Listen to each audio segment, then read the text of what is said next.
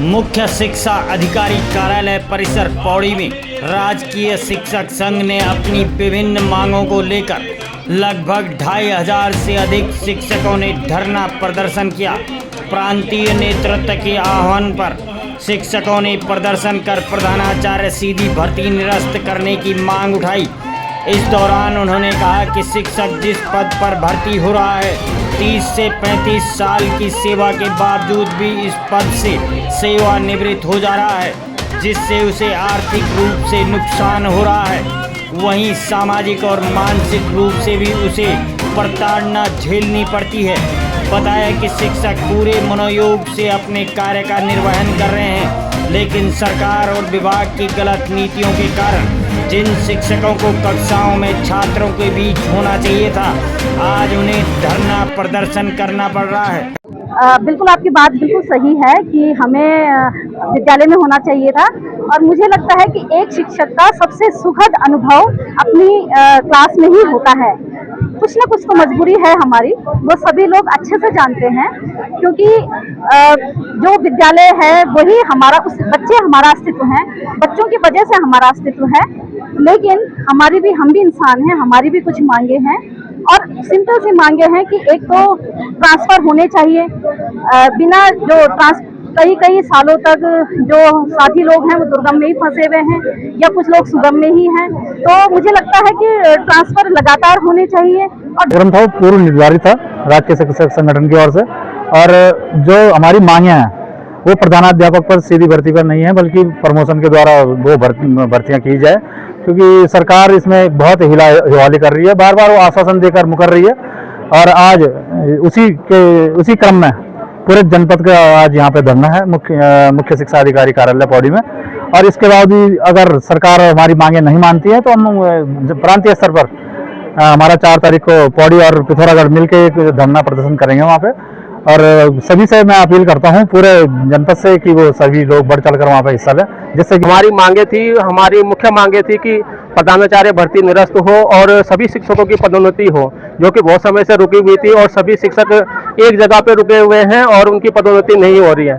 विभिन्न हमारी 35 सूत्रीय मांगे हैं, जिन पर हम विभाग से और सरकार से कहते हैं कि इन मांगों को जल्दी से जल्दी पूरा किया जाए। ये धरना प्रदर्शन निरंतर चलता आ रहा है, कई वर्षों से, पिछले वर्षों से हमारी मांगे लंबित पड़ी हुई है। आपने देखा होगा, आपने पिछली बार भी खुद कवरेज किया था यहाँ पे, ठीक 1 साल पहले हमने एक बहुत बड़ा आंदोलन किया था, और वो आंदोलन हमारा आमरण अनशन तक पहुंच चुका था।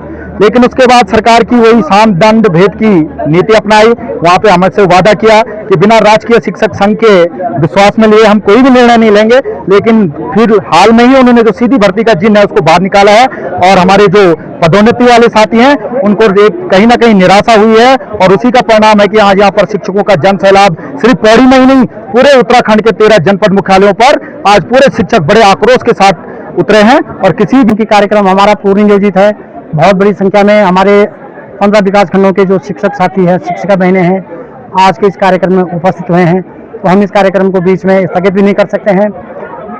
हमारी जो आपका दूसरा बिंदु है कि हमारी जो पिछले वर्ष भी एक आंदोलन हुआ था, आप ही के समाचार माध्यम के से उस आंदोलन की कवरेज भी हुई है, और उसमें जब 14 सितंबर को हमारा आंदोलन स्थगित हुआ था, हमने समाप्त नहीं किया था, स्थगित किया था, तो माननीय मुख्यमंत्री जी के OAG श्री दानू जी वहाँ पर आए थे, और हमको आश्वासन दिया था कि जब भी कोई नियमावली विभाग में प्रचलित होगी, कोई नियमावली बनेगी, तो उसमें संगठन को निश्चित रूप से सम्मिलित कर देंगे। क्योंकि पहला जो आंदोलन हमारा था, वो जो प्रधानाचार्य पदों पर जो 692 जो पद हैं उन पर भर्ती सरकार करी थी, और हमारे और पहले की मांग है पदोन्नति। आपको ये जान के बड़ा आश्चर्य हो गया कि हम लोग पदोन्नति शिक्षकों के लिए नहीं मांग रहे।